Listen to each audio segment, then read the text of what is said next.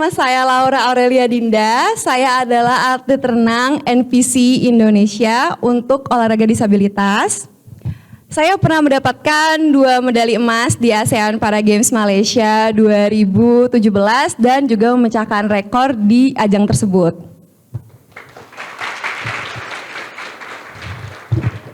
Saya udah beberapa kali diajak jadi pembicara, jadi motivator, dan pertanyaan yang selalu diulang adalah gimana caranya bisa mencapai prestasi yang baik, gimana caranya kita bisa meraih prestasi yang terbaik di work field kita ya.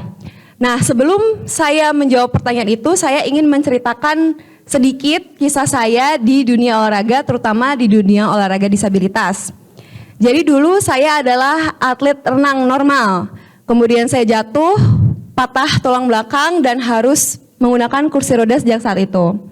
Nah, pelatih saya itu sekarang seneng banget dulu itu seneng banget karena saya sudah punya basic renang yang baik dan saya langsung diikutkan di ajang nasional. Di ajang nasional adalah ajang Peparnas. Bagi teman-teman yang nggak tahu Peparnas itu apa, Peparnas adalah Pekan Paralimpik Nasional yang setara dengan PON. Jadi kalau di atlet normal itu ada PON, kita ada Peparnas yang diselenggarakan 1 bulan setelah PON selesai.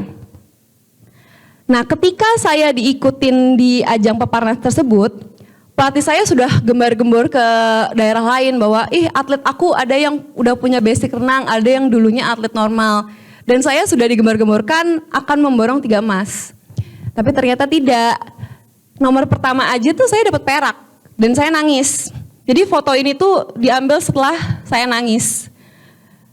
Dan saya habis itu gak mau turun lagi sebenarnya. Karena apa? Karena malu udah dibilangin bakal dapat emas, ternyata nomor pertama aja udah gagal, dapatnya perak gitu. Tapi pelatih saya bilang, udah Laura, kamu gak usah mikirin apa yang diomongin orang lain, gak usah mikirin saya juga, pokoknya kamu ngelakuin yang terbaik aja. Selama kamu ngelakuin yang terbaik, saya gak akan kecewa sebagai pelatih kamu gitu. Dan selama menunggu waktu untuk saya turun di nomor kedua dari nomor ketiga, itu pelatih saya gak berhenti ngomong, mungkin karena saya nangis terus ya, jadi gak berhenti ngomong untuk nyemangatin. Jadi selalu diomongin kayak gitu terus. Akhirnya benar nomor selanjutnya saya dapat emas. Nomor ketiga dapat emas dan saya pulang membawa 2 emas, 1 perak gitu.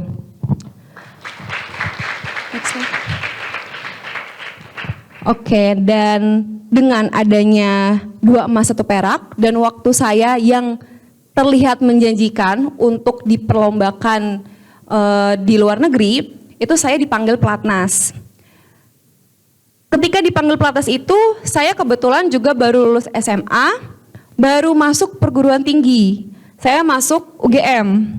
Dan orang tua saya sebagai alumni Gajah Mada itu tidak mau anaknya gap year dan menyia-nyiakan kesempatan masuk perguruan tinggi mereka. Jadi dibilang, udah kamu tetap ya jadi mahasiswa, ambil cuti dulu apa gimana terserah, kata mereka gitu. Saya tanya ke universitas, bisa nggak ya ambil cuti di semester pertama sebagai maba? Tidak bisa dibilangnya, baru bisa ambil cuti di semester keempat ketika saya sudah menjalani 3 semester. Saya tanyalah ke NPC, NPC adalah National Paralympic Committee. National Paralympic Committee itu setara dengan dispora bagi atlet disabilitas. Nah, saya tanya ke NPC, Pak bisa nggak saya latihan menggunakan program yang disusun oleh pelatih pelatnas, tapi saya latihannya di Jogja, biar saya bisa kuliah juga. Ditolak mentah-mentah. Dan saya mengerti penolakan itu karena memang latihannya akan sangat berat. Dan saya kalau latihan di klub lain itu akan susah karena tidak ada sparring yang sesuai dengan kelas saya gitu. Jadi saya mengerti penolakan tersebut. Tapi di sisi lain saya juga mau kuliah nih. Jadi gimana? Jawabannya adalah kompromi dari saya sebagai atlet yang harus ngambil cuti mau nggak mau, kompromi dari universitas saya dan kompromi dari NPC. Komprominya dalam bentuk apa? Dari universitas bilang, udah kamu minta aja surat tugas sebagai tugas negara, kamu jadi atlet membawa nama negara Indonesia di kancah internasional. Nah, NPC dengan ruang hati langsung ngasih surat tersebut. Ya udah, ini surat kamu kasih universitas ya. Nah, dengan adanya kerjasama dari kedua belah pihak itu, saya akhirnya bisa ikut perlombaan di ASEAN Para Games Malaysia 2017 dan membawa pulang 2 medali emas dan memecahkan 2 rekor ASEAN. Nah, tadi kita benang merahnya adalah kerjasama dari semua pihak yang terlibat.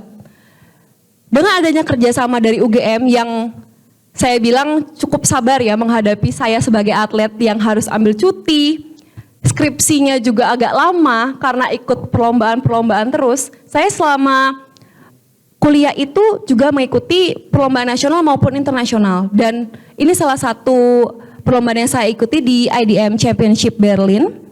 Itu saya membawa pulang in series 2 emas, 2 perak, dan 1 perunggu. Nah, saya juga kemarin di Papua itu mendapatkan medali emas di 100 meter gaya bebas. Ini saya dapatkan ketika saya di tengah-tengah skripsi. Jadi bisa dibayangkan bahwa skripsi berat, latihan juga berat, lombanya apalagi gitu. Gimana cara saya bisa mencapai ini walaupun di tengah-tengah skripsi? Yaitu tadi kerjasama dari fakultas yang selalu mengerti bahwa oh ini mahasiswa Laura ini harus pelan-pelan ini karena ada perlombaan yang harus diikuti, ada prestasi yang harus dikejar gitu. Saya akhirnya bisa lulus di bulan Agustus kemarin gitu, berkat kerjasama dari semua pihak, terutama tentang lulusnya ini otomatis dari fakultas. Next. Nah, ini adalah prestasi saya yang terakhir kemarin baru aja di Peparnas Solo 2024 saya mendapatkan medali emas. Nah, teman-teman, tadi yang sudah saya ceritakan bisa kita lihat ya bahwa kerjasama itu dibutuhkan ketika kita mau mencapai sesuatu yang hebat, ketika kita mau mencapai prestasi yang baik. Nah, kerjasama itu di kasus saya adalah kerjasama dari pelatih yang selalu sabar menghadapi saya walaupun saya cengeng, suka nangis. Dari asisten pelatih yang mau bantuin saya ketika saya mau naik kursi roda, kesusahan ngambil ini itu saya pasti dibantuin. Dari universitas, dari fakultas yang mau mengizinkan saya untuk cuti walaupun harusnya nggak boleh gitu. Dari NPC yang juga mau mengeluarkan surat untuk membantu atlet yang punya kewajiban lain supaya bisa memenuhi tugas mereka sebagai atlet di kancah internasional. Ada juga nih ketika saya skripsi kemarin itu dari dosen yang sabar menghadapi saya walaupun update skripsinya sangat-sangat lambat ya. Ada juga dari orang tua saya yang selalu mendukung saya setiap kali saya mau latihan dianterin, setiap kali saya harus ke rumah sakit untuk periksa medis segala macam itu selalu dianterin. Ada saya juga sebagai atlet yang harus bisa berkompromi dengan segala situasi yang ada, segala situasi yang tidak bisa kita antisipasi. Ada juga dari pemerintah yang otomatis memberikan bonus kepada atlet ketika atletnya berprestasi. Mungkin itu yang utama sih bagi atlet, bonusnya itu. Jadi itu, kompromi itu sangat diperlukan ketika kita berada di dunia kerja, ketika kita mau meraih prestasi kita, ketika kita mau mencapai kinerja yang terbaik. Jadi menurut saya, prestasi yang baik itu dapat dicapai kalau kita memiliki kolaborasi yang baik. Terima kasih.